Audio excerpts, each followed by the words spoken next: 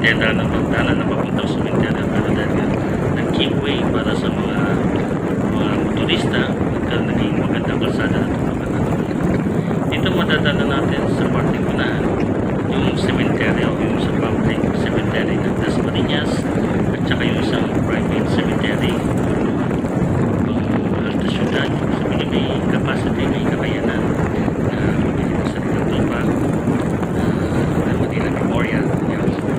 Ito yung side na to sa kanan, yan po yung private na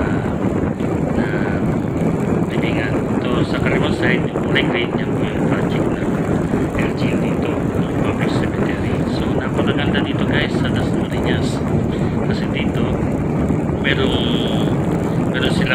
silang kapag ikaw residente ng Dasmariñas, given na magkakaroon ka ng privilege kung sakaling mamatay ka, wala nang gagastusin yung pamilya mo sa buhay. Diba? Napakaganda ng batas na yan dito sa Dasmariñas. Talagang yung tax talagang nagkamit sa mga constituent talaga, sa mga residente ng Dasmariñas. Kaya sana, diba, yung ibang bayan, ibang city, magkaroon din sana sila ng ganung batas or matawag sa ganyan na kapag namatay ka, wala nang problema yung mga mahal mo sa buhay, hindi na mangutang, funeral hanggang sa paglibing sagot ng pamalang bayan ng Dasmariñas. Dito sa Dasmariñas, sana may makarinig na ibang munisipyo or ibang LGU na magayang ginagawa dito sa Dasmariñas, kasi pabor talaga yun sa mga residente dito. So mabalik tayo dito sa aking topic, no? Na-flex ko lang kasi natutuwa talaga ako dyan, kasi usually nung namatay kuya ko, laking tulong sa amin yun. Talagang halos hindi kami nakagastos ng talaga, halos sinagot po talaga ng bayan ng Dasma. Kaya salamat po kay Mayora dito sa Dasmariñas. So minto lang ako kasi gusto ko ipakita dito yung spillway na para pang-prevent ng mga baha pag malakas talagang bagyo or hindi may iwasan na yan. Napakalawak na spillway dito sa Dasmariñas. Kaya halos lahat ng tubig niya pag bagyo. Ito yung dapat yung ginagawa ng mga ibang city. Kaya nga nakakatuwa ngayon Dasmariñas, halos lahat pati project ang ginagawa ng nakaupo ngayon. Yan po ang inyong lingkod. Yan po ang ginagawa ng project nila ngayon. Taga para sa kapakanan ng mga nanunungkulan. Kaya swerte ang mga nasa Dasmariñas kasi sila nakikinabang ng project ng LGU sa pamumuno ng mayor dito sa Dasmariñas. Kaya sa mga papalit, sana pagpatuloy yung magandang ginagawa. Katulad yan, may kita mo agad na nasa Dasmariñas ka kasi green sa yellow ang kanilang motif. Kaya kahit saan ka pumunta may kita mo yan, lalo na kapag mga Pasko, Fiesta, may kita mo dyan, may mga parolyan. Ganyan sila ka-excellent sa pagpagawa ng kalsada. Basta lahat ng ginagawa nilang daanan dyan, dami naka-shortcut na daanan. Usually lahat may ganyan na ginagawa na may subdivision ng mga Center Island. Yan, kung kakaliwa tayo dyan, shortcut pa rin yan. Kaya ng Molino. Pero dahil ang punta natin mapalapala, kakanan tayo dito. Ito yung pagkanapan subdivision dito na parang nagpadaan sa mga motorista kasi nagkaroon na public road dyan yung sa dinala natin ng population.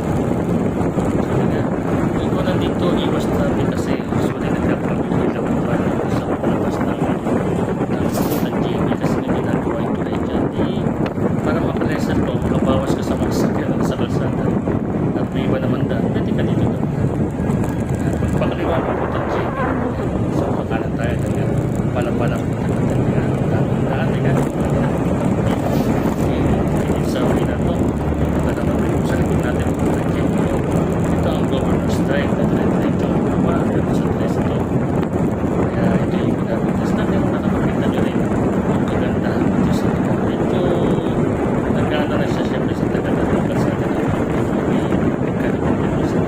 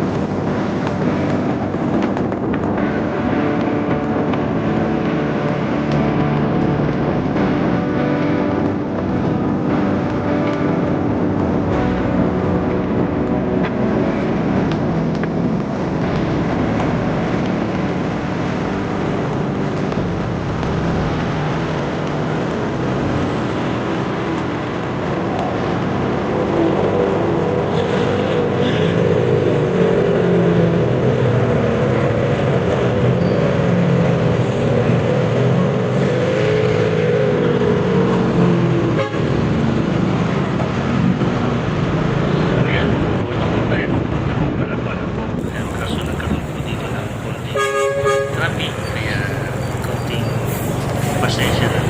Ay makakarating din naman kung saan tayo patungo. Kaunting tiyaga at kaunting pag-iingat lang kasi nga halos lahat naman nagmamadali.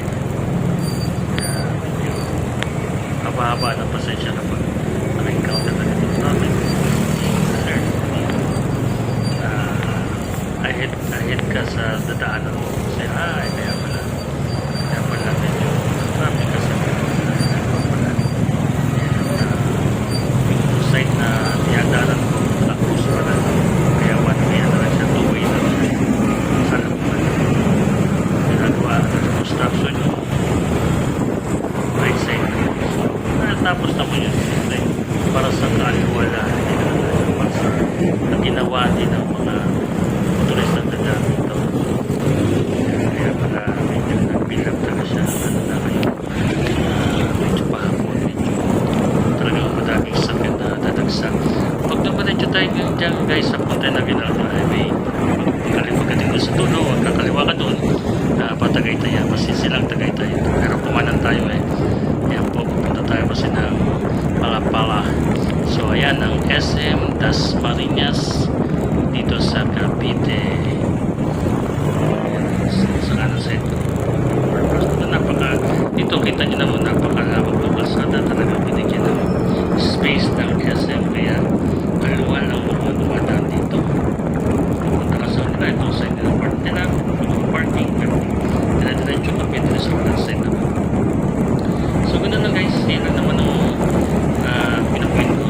Nakita ko lang sa inyo yung isang shortcut way pag ikaw nang galing ng Kadiwa gusto mong dadaan iwas ka traffic at magbilis na makarating sa Palapanan na hindi ka nadadaan doon sa Ginaldo Highway agad pwede kang dumaan dyan sa professional road na dinala natin kanina tapos Governor's Drive so dire-diretso Palapanan nagpas na yan dire-diretso na yan so yun lang ganun lang po ano yung kinocontent lang natin napakita ko lang sa inyo gusto ko lang lang ako content naman eh ang maaga ng maliwanag pala kasi nakikita ni so pwede nakakarating dito sa Cavite sa mga video ginagawa ko pinapakita ko lang naman yung mga daanan kasi bilang isang motovlog content creator yun ang magiging content na ginagawa ko video na pinapakita ko regarding sa mga kalsada dito sa Dasmariñas Cavite merong maganda merong traffic may malubak may malawak